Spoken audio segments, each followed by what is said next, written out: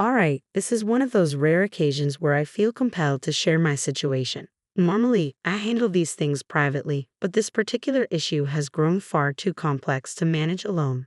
Let me start from the beginning. In my household, my husband, Bobby, has an incredibly close relationship with his family, especially his parents. His devotion to them runs so deep that he fulfills their every request without question, regardless of how unreasonable it may seem. This unwavering loyalty has started to become a problem. The Bobby refuses to acknowledge it. Every time I try to talk to him about it, he becomes defensive and dismisses my concerns. The main issue, and the reason I'm seeking advice, is that Bobby has always gone above and beyond for his parents.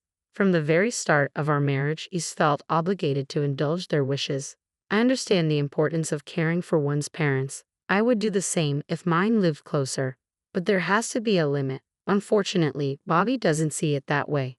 Since we both started earning steady incomes, his parents have often asked us for money. The strange thing is, they aren't struggling financially. In fact, they live quite comfortably and can easily afford their own luxuries. At first, I went along with it because, well, they're his parents and I wanted to respect that. But as time went on, I started feeling uneasy. We've sent them so much money over the years, enough that we could have taken a few international vacations by now. I've tried explaining to Bobby that while we're doing fine financially, it's irresponsible to keep funneling so much of our extra income to his parents. We need to start thinking about our own future, saving for kids, buying a home, making significant purchases down the line. At first, he seemed to understand where I was coming from, but before long, the conversation turned into an argument. He insisted that since we're living comfortably, why shouldn't we help his parents out with the extra money? It's not that I want to stop helping them altogether. I just think there needs to be a balance between supporting them and taking care of our own future. That's what I'm struggling with, finding that balance. Bobby, however, remains firm in his decision to keep supporting his parents financially, and it's driving a wedge between us. The situation has frustrated me to the point where I almost walked out during one of our arguments. My anger boiled over when I remembered how his parents treated me in the past. If they had ever made me feel like part of the family, maybe I could be more understanding. But they never accepted me. They weren't there for us when we needed them most. I can still remember when Bobby and I were just starting out, fresh out of college, and barely making ends meet.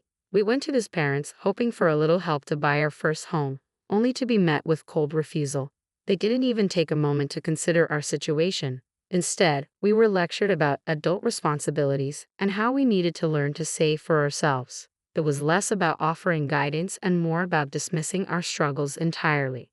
And now, years later, here we are, sending them money they don't even need, while Bobby refuses to see the bigger picture. Despite my frustrations, I don't know how to get through to him. I bit my tongue, choosing to keep my thoughts to myself. It was disheartening to see Bobby's parents so unwilling to help their own son. But I resigned myself to accept their decision if Bobby could make peace with it. However, the issue resurfaced about a year and a half ago when I inherited a house from my mother. It was a lovely property, but it needed major renovations. While we had saved some money, it wasn't nearly enough to cover the necessary repairs.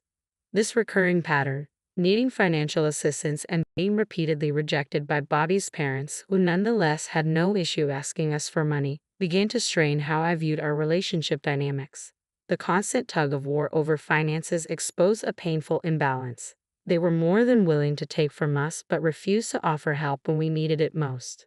Faced with the challenge of making the inherited house livable, we decided to approach his parents again, hoping this time they might be willing to lend a modest sum. Unfortunately, they refused once more. This time, they told us to stop asking for their money and to figure things out on our own. They even suggested I sell the house, dismissing it as a waste of space and something that looks like crap.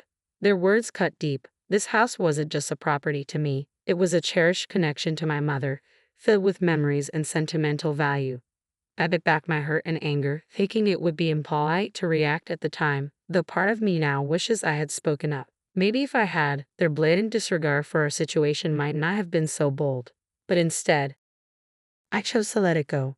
Determined not to let their rejection stop me, I decided to take matters into my own hands. I worked tirelessly, scraping together funds, and poured every bit of my effort into the renovations. Slowly but surely, as I started earning more, the project became more manageable. After months of hard work, the house was completely transformed into something beautiful, a home I was incredibly proud of, a testament to my dedication. A few months later, I finally had the chance to show off what I had accomplished. I invited my in-laws over for dinner to celebrate my mother-in-law's birthday, and by that time, the house looked stunning. I was proud of all the hard work I had put into transforming it and hoped the evening would go smoothly. Typically, our family gatherings are peaceful as long as the conversation doesn't revolve around money, which is always a sensitive topic with them. When they arrived and saw the renovations, I could tell they were taken aback. Their eyes widened as soon as they stepped inside, clearly surprised by how much the house had changed. Internally, I felt a small sense of satisfaction, knowing they hadn't expected me to achieve such a dramatic transformation. They complimented the house profusely, which was flattering at first, but soon their praise began to feel overwhelming. They started inspecting every corner, asking detailed questions about how much everything had cost. At first, I tried to brush it off as natural curiosity. After all, they knew we hadn't had a lot of extra money to spare, and they hadn't contributed a dime to the renovations. But as their questions continued, it became clear their interest wasn't about admiring the hard work. I could feel them tallying up the expenses in their heads, trying to figure out exactly how much we had spent. It was intrusive, almost demeaning, as if the value of my efforts could only be measured by how much money we had poured into the project. The dinner itself started off well enough, with light, enjoyable conversation, but things quickly shifted when my mother-in-law brought up the subject of dream vacations. She asked me about my ideal getaway, but I could tell by her tone and her disinterested expression that she wasn't really listening. It felt like she was just waiting for me to finish speaking. Her sudden excitement after my brief response seemed forced, which only heightened my suspicions. And soon, the real reason for their visit emerged. They wanted us to help finance a vacation home. After years of refusing to help us when we needed it, here they were, asking us to contribute to a luxury they desired, a vacation home, no less.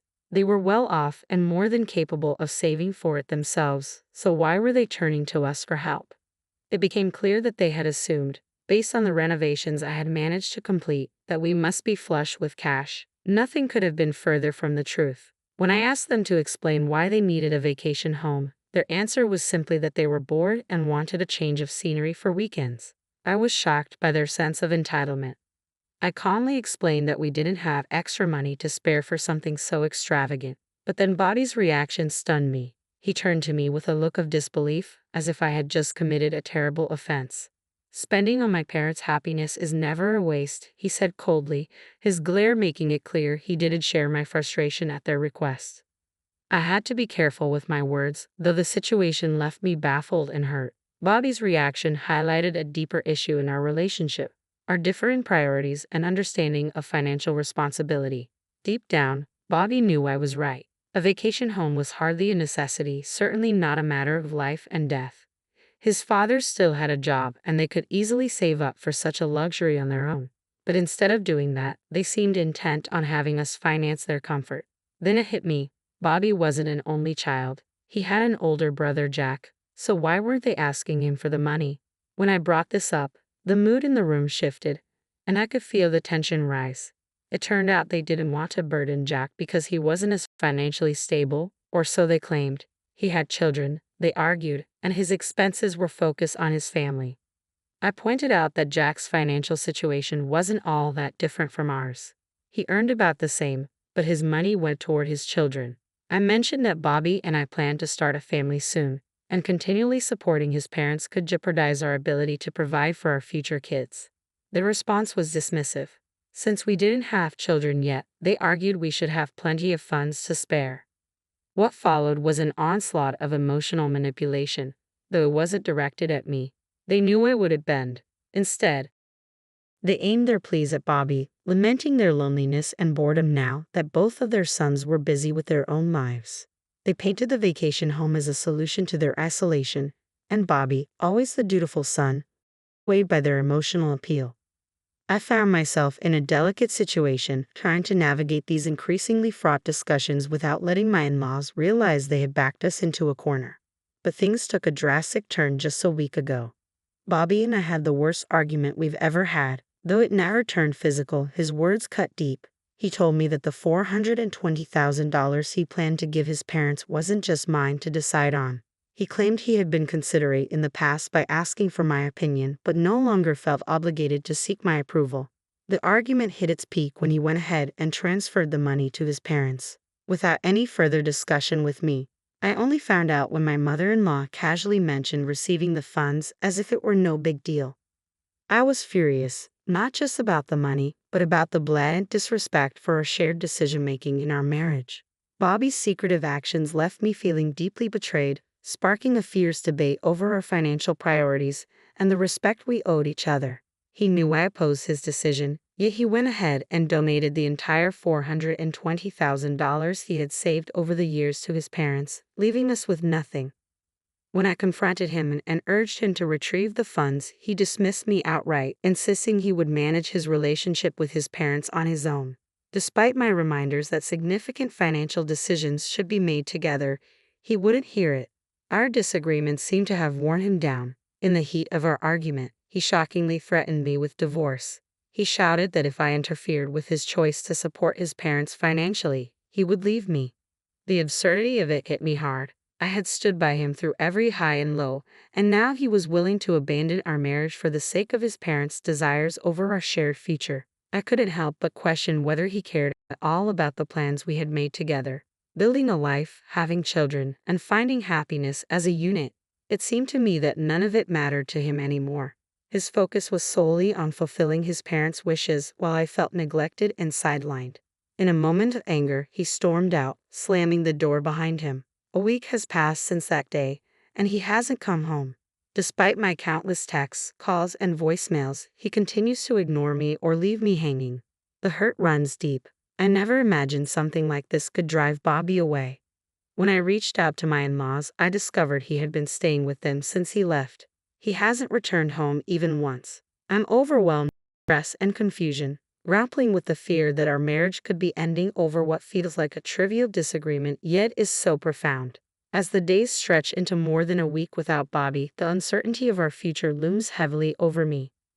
I had reached a pivotal moment. Initially, I was hesitant, unsure if severing ties was truly the right decision. But the ongoing chaos, coupled with the blatant disregard from Bobby and his family, solidified my resolve. If Bobby was threatening divorce, then perhaps that was the inevitable path we were headed toward.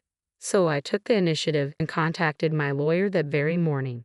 During our conversation, my lawyer laid out my options, not only regarding the divorce but also potential legal actions given the circumstances. As we spoke, another stark realization hit me. I no longer wanted to be tied down by the memories within the walls of the house my mother had left me. Once a symbol of her love, the house had become a constant reminder of the tumultuous times with Bobby. Determined to move forward, I made the decision to sell the house. It was entirely in my name, a final gift from my mother, which legally allowed me to sell it without Bobby's consent.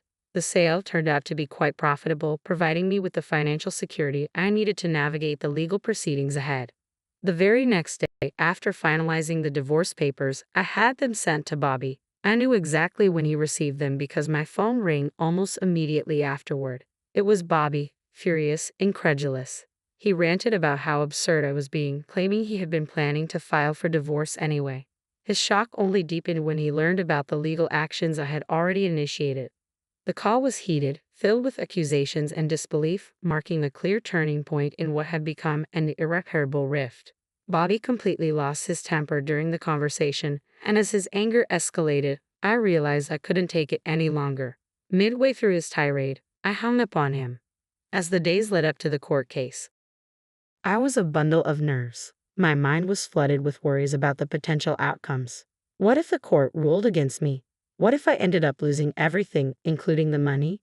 The uncertainty gnawed at me, but I knew I had to push through to see this to the end.